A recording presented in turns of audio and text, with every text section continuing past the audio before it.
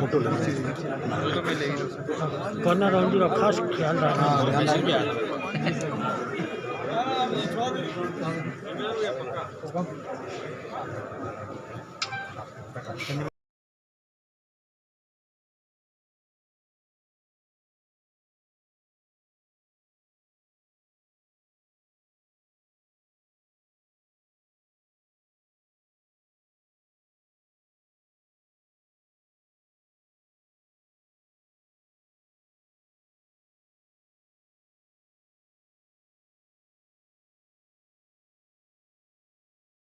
और जैसा कि राजस्थान की परंपरा में आप लोगों ने सभी ने बड़े अच्छे सम्मान से स्वागत किया है सम्मानीय नीरज डांगी साहब का, लेकिन मैं चाहता हूं कि ये बाली विधानसभा क्षेत्र के आप सभी कार्यकर्ता, बड़ी खुशी की बात है कि आज हमारे बीच में भीमाना से लेके कुंडाल से लेके कुरम तक के कार्यकर्ता बड़े जोश के साथ में यहाँ पे पधारे हैं। तो दूसरी तरफ आप देखें तो लुंडाड़ा, चिमनपुरा, मालनू, चामुंडेरी, वहाँ से भी जो कांग्रेस के कार्यकर्ता है वो भी सब यहाँ पे पधारे हैं। और उसके अलावा आप चाहे देवसूरी का माटपुर गांव ले लीजिए, उस तरफ से लेके पूरे बाली विधानसभा के सारे ही जो दिखते कांग्रेस के कार्यकर्ता है, जो स्तंभ अपने अपने क्षेत्र के अंदर, वो सब यहाँ पे पधारे हैं। मैं आप सबका स्वागत करता हूँ, अभिनंदन करता हूँ। और स्वागत की इस कड़ी में हमारे बीच में आज सम्मानीय नीरज डांगी साहब पधारे हैं, तो मैं निवेदन करूँगा सम्मानीय अर्जुन सिंह जी बेड़ा से कि वे पधार कर नीरज डांगी साहब का साफा पहना कर स्वागत करें।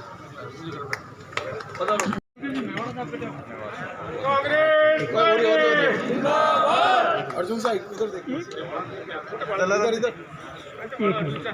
एक और दीजिए सर, इधर एक मिनट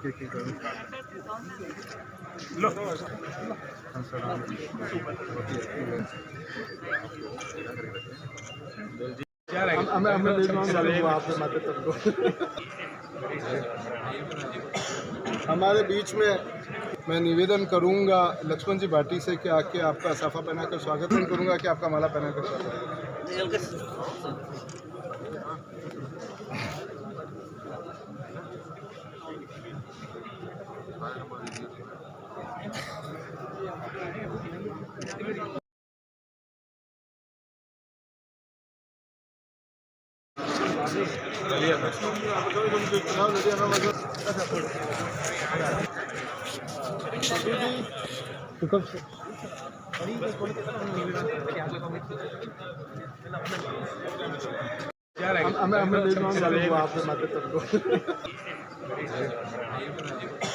हमारे बीच में मैं निवेदन करूंगा लक्ष्मण जी भाटी से कि आके आपका साफा पहनाकर स्वागत करूंगा कि आपका माला पहनाकर स्वागत।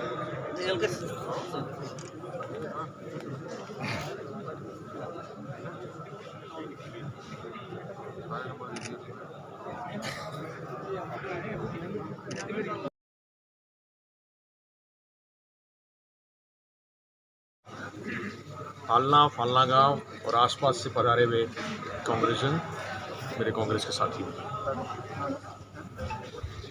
सबसे पहले तो ये कहना चाहूँगा कि बहुत देर से आप लोग जो है यहाँ राह देख रहे थे। मुझे पता लगा कि हम लोगों ने समय तो 7 बजे का दिया था, लेकिन आप लोग जो है करीब 5-6 बजे से ही आना शुरू हुए थे और 4-5 घंटे से आप लोग जो है यहाँ पर पधारे हैं। मैं ऐसा ही इस मौके पे यही कहूँगा कि लगातार जयपुर से चले हैं, तब से ही कार्यक्रम लगातार चले और कोशिश मेरी रही कि बहुत कम समय में जो है कार्यक्रम को वाइंड अप करें, लेकिन हर जगह पे जो है साथियों की सारी ग्रीवेंसेस हैं, संगठन की बात है, प्रशासन गांवों के संग, शहरों के संग कार्यक्रम को लेकर के जो चर्चाएं थी, उस समय हर जगह पे कुछ ना कुछ थोड़ा बहुत लगा। अभी जो बात सामने आई है, इसका मैं सिर्फ एक लाइन में निष्कर्ष निकालूंगा। हमारे यहाँ पर एक बेहतरीन साथी को जिले के अध्यक्ष बनाने की आवश्यकता है। मैं समझता हूँ कि हमारी सारी समस्याएं हैं, और मैं इसलिए कह रहा हूँ क्योंकि मेरा एक्सपीरियंस है ये। इस क्षेत्र में जब हम लोगों के पास में एक मजबूत संगठन था, उस वक्त मैं समझता हूँ कि किसी तरह की कोई तकलीफ नहीं थी। कार्यकर्ताओं को भी समय समय पर संभालने का काम जो है संगठन करता था, और कार्यकर्ताओं के और आम जनता के कामों की जब बात आती थी, उसमें भी हमारा संगठन अग्रणी रूप से अपनी भूमिका निभाता था। तो मैं समझता हूँ कि पाली जिले में आज भी कांग्रेस बहुत मजबूत है, और ये आज का आपका जो यहाँ पर आगमन है सब साथियों का, वो इस बात का परिचायक है कि 8 बार से लगातार अगर हम लोग इस क्षेत्र में चुनाव हार रहे हैं, उसके बाद भी इतनी तादाद में हमारा कांग्रेस का कार्यकर्ता पदाधिकारी साथी यहाँ पर मौजूद है, तो इस बात का परिचायक है कि हम कांग्रेस के नाम पर यहाँ मजबूत हैं, कमज़ोर नहीं है। सिर्फ ज़रूरत है, जो बद्री जाखड़ जी ने चुनाव लड़ा था जब वो MP बने थे, उस समय हमने यहाँ से भी लीड ली थी। तो कांग्रेस लीड नहीं ले सकती यहाँ पर, ऐसा नहीं है। सिर्फ सुचारू ढंग से एक मैनेजमेंट की आवश्यकता है, और एक बेहतरीन मैनेजमेंट के साथ में अगर हम लोग यहाँ से चुनाव लड़ेंगे तो निश्चित रूप से ये 8 बार का जो ये विधानसभा का चुनाव का जो रिकॉर्ड है, ये टूटेगा। अच्छा उम्मीदवार अगर रहेगा, यहाँ उम्मीदवारी की जो बात आती है तो बहुत लंबी फहरिस्त है यहाँ पे, कैंडिडेट्स बहुत हैं। और एक बात कह दूं, अगर 15 कैंडिडेट है तो एक भी कमज़ोर नहीं है, सारे मजबूत हैं। अब दिक्कत वहीं आ जाती है कि वो सारे जो कैंडिडेट हैं, जब एक को चुनना होता है, निश्चित रूप से एक ही जना चुनाव लड़ेगा, बाकी सारे नेगेटिव करते हैं नहीं करते हैं, वो मेहनत नहीं करते हैं, इसमें कोई दुराई नहीं है। वो थोड़ा और होता है, स्वाभाविक है, चुनाव लड़ने का मौका नहीं मिलता, वो व्यक्ति थोड़ा सा शिथिल हो जाता है, मायूस होकर घर बैठ जाता है। हम लोग मजबूती से अगर चुनाव लड़ लें, NCP में सीट गई, मैं समझता हूँ कि क्या निर्णय ऊपर के लेवल पे हुआ है वो अलग चीज़ है, लेकिन यहाँ अगर कांग्रेस को मौका मिलेगा तो इस बार परिस्थितियाँ दूसरी होंगी।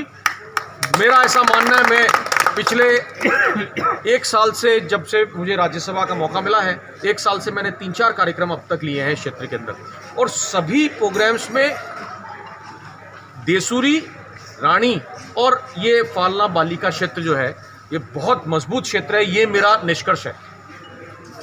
तो हम लोग अगर सब मिलकर के तरीके से चुनाव का सामना करेंगे तो रिजल्ट्स भी आएंगे। ऐसी बात नहीं है कि हम लोग हमेशा 8 है तो 9 बार हो जाएंगे। इस बार पलड़ा हमारी तरफ रहेगा, झुकाव हमारी तरफ रहेगा, और हम सब मिलकर के लड़ाई को लड़ेंगे। जहाँ तक प्रश्न है कि मुझे अग्रणी होकर के किसी काम को देखना है, तो मेरा अग्रणी होना सब कुछ नहीं है। जिस तरह से कंधा मिला करके मुझे हमेशा सहयोग मिला है, चाहे यूथ कांग्रेस मूवमेंट हो, चाहे वो प्रदेश कांग्रेस कमेटी में मुझे महासचिव के रूप में मौका मिला, आप लोगों का जैसे सहयोग उस समय मिला है, आज भी वो सहयोग रहेगा तो हम लड़ाई लड़ लेंगे, कोई दिक्कत नहीं। मेरे अकेले से नहीं, सब लोग हम मिल करके लड़ाई को लड़ेंगे। और आने वाला जो वक्त है, अभी मैं रानी में भी बात कर रहा था, अशोक गहलोत जी मुख्यमंत्री राजस्थान के जिस तरह से काम कर रहे हैं, पूरे हिंदुस्तान में वैसा कोई मुख्यमंत्री नहीं होगा, चाहे जहाँ कांग्रेस की सरकारें हों, चाहे दूसरे दलों की सरकारें हों। अशोक गहलोत जी का कोई मुकाबला नहीं है। मुख्यमंत्री का काल उनका जो रहा है, उन जिस तरह से उन्होंने काम किया है, ये जो प्रबंधन था कोरोना का, वो भी ऐतिहासिक उनका रहा, उसकी प्रशंसा प्रधानमंत्री तक ने की। तो ऐसे वक्त पे जब इतनी बड़ी गाज जो है पूरे देश पे गिरी हो कोरोना की, समझ में ही नहीं आ रहा था कि करना क्या है। अपने आप को पहले तो स्वास्थ्य की दृष्टि से कैसे अपने आप को बचाना है, उसके बाद में अपने परिवार के पालन पोषण के लिए कैसे लड़ाई लड़नी है, चाहे वो बिजनेस हो, चाहे वो कहीं जॉब हो, चाहे किसी भी तरह का कार्य हो। बहुत बड़ी लड़ाई लड़ी हमने, और उस लड़ाई के अंदर कामयाबी दिलाने में बहुत बड़ा सहयोग अगर किसी ने किया तो वो मुख्यमंत्री अशोक गहलोत जी ने किया। ऐसे मौके पर आज जब हम बात करते हैं तो मुख्यमंत्री जी का एक ही टारगेट है, उनका लक्ष्य है 2023 का चुनाव। परिपाटी चलती रही अब तक, एक बार कांग्रेस, एक बार बीजेपी, एक बार कांग्रेस, एक बार बीजेपी, लेकिन अशोक गहलोत जी चाहते हैं कि इस परिपाटी को बदलने का काम कांग्रेस का कार्यकर्ता 2023 में करे। यही लक्ष्य है कांग्रेस का। अगर उस लक्ष्य में हम कामयाब हो गए, और मैं चाहता हूं कि उसमें कामयाबी तब मिलेगी जब बाली जैसी विधानसभा क्षेत्र के अंदर हम कांग्रेस के उम्मीदवार को जिता करके भेजेंगे।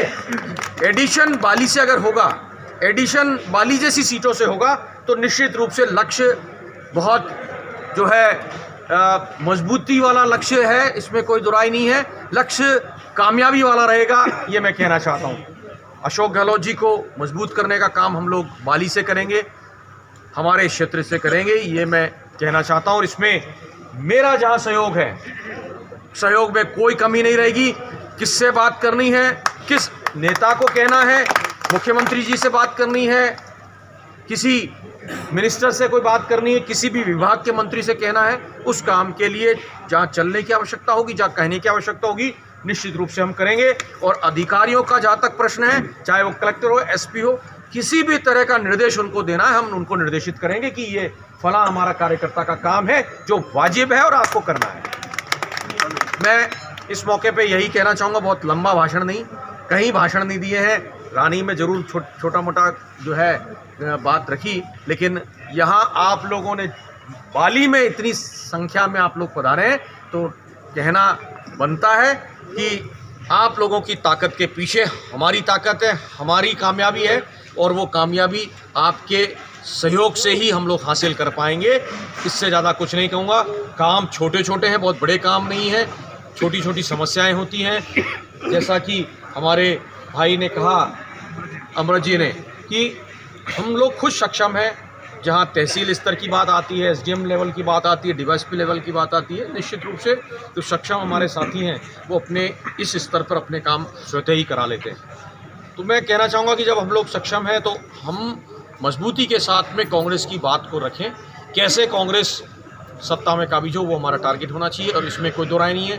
संगठनात्मक ढांचा जो है, जो ब्लॉक के अध्यक्ष हों, चाहे वो जिले के अध्यक्ष हों, वो एक अच्छा चयन हो। इस पर मेरी भूमिका क्या रहेगी, आप लोगों से चर्चा। मेरी तरफ से सारे जितने कैंडिडेट जो है अध्यक्ष बनना चाहते हैं, वो सब मेरे से व्यक्तिगत जुड़े हुए हैं। मैं कोई किसी व्यक्ति विशेष की बात नहीं करूँगा। सारे साथी जितने यहाँ से अध्यक्ष बनने की इच्छुक हैं, और सारे मजबूत हैं, इसमें जिसको बनाएंगे वो मजबूती से जिले को चलाएगा, इसमें कोई दुराई नहीं है। सब लोग मेरे से व्यक्तिगत जुड़े हुए हैं, और मैं चाहूँगा कि संगठन मजबूती से आगे बढ़ेगा तो निश्चित रूप से कामयाबी भी मिलेगी। इसमें जो इनपुट देना है सब साथियों की राय से मेरा इनपुट रहेगा, वो मैं निश्चित रूप से आपकी भावनाओं को आलाकमान तक, शीर्ष तक पहुंचाऊंगा, ताकि एक अच्छा जो है संगठनात्मक ढांचा बन करके ज़िले में आए।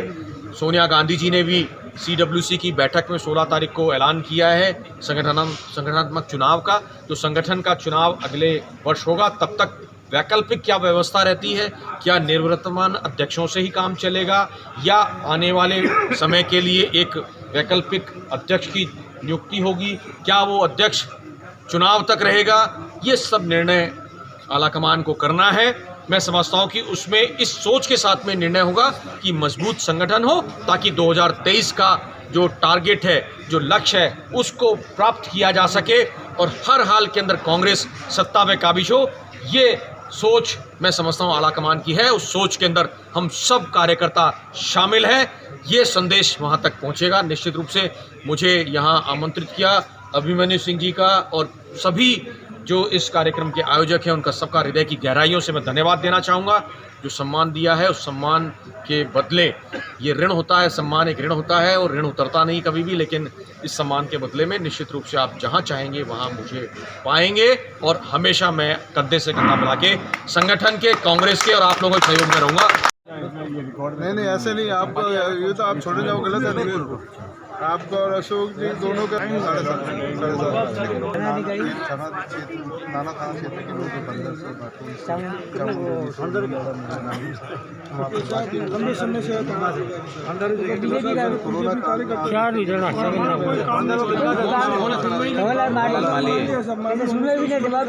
वो कहता है कि मुख्यमंत्री तो मेरी जेब में ही है, ऐसे बातें करता है वो।